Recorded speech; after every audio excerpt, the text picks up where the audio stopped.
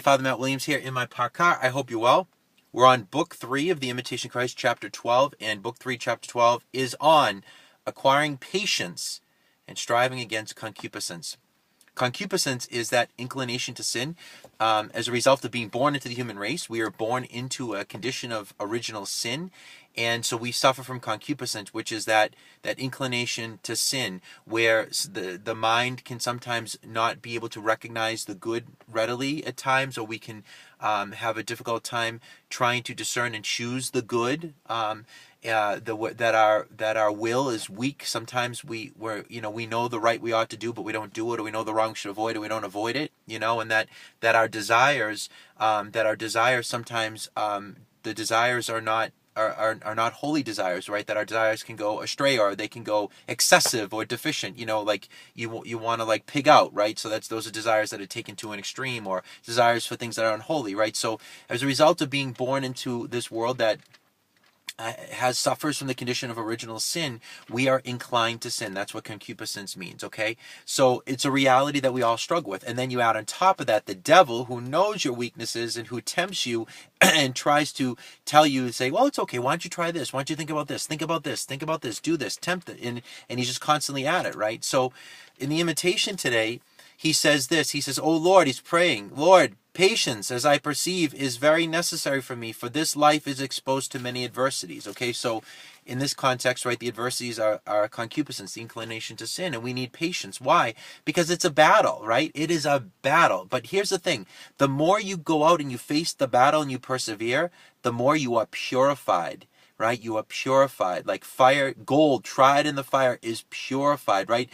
Pearls come about by the constant grinding, right? The grinding against other things, whatever they grind against, right? But pearls are made smooth and beautiful as a result of the grinding. You ever see like rocks that have been walked over? If you ever travel on pilgrimage and you see rocks that are shiny because literally millions of people have walked on these rocks. So like as we wait in patience and face temptation and persevere to do the right thing, we are purified and we are made holy and blameless in God's sight. But that takes great patience, right? Patience to withstand the hour of temptation. When you're tempted, or when I'm tempted, right? Sometimes the best thing you can do is, instead of responding right away, is to pause and wait for and just pray and ask Jesus for help. When you're tempted, to just maybe reflect on things. Well, if I have what I'm tempted to have, right, at the end of it, am I really going to be happy and satisfied, right? If we can patiently do that, and you look at the end, you're saying, well, no, because I'm just going to want more. I'm not going to be satisfied. Whatever that is. Because the thing is that sin ultimately does not make us happy. You always want more and more and more. But if we have patience in the midst of adversity and say, okay, if I have that, what does that mean at the end? I'm not going to be happy. I'm going to want more, right? So then there we have to beg God for the grace. Say, Lord, I really don't want that. In the midst of struggle and temptation, offer it to the Lord. He says that, and the more you withdraw yourself from your comfort in things created, the more sweet and the more powerful consolations will you find in me.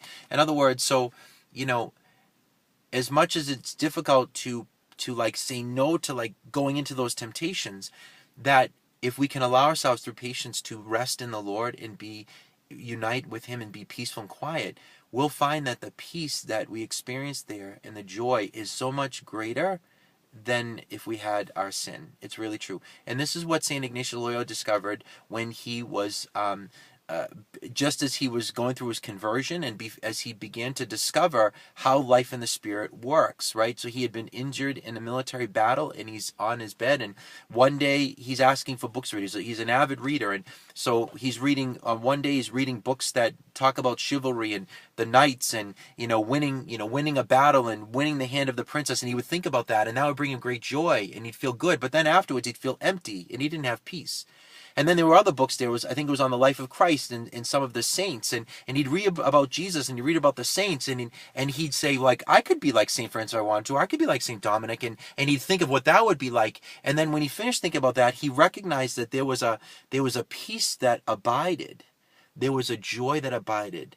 So when he pursued the worldly dream, he was empty at the end. But when he looked at the idea of pursuing the saintly heroic thing, there was a peace and a joy that abided. Hence the beginning of the discernment of spirits. Hence the beginning of understanding this life in the Spirit and what really makes us happy. And for us to always be attentive to, what am I seeking?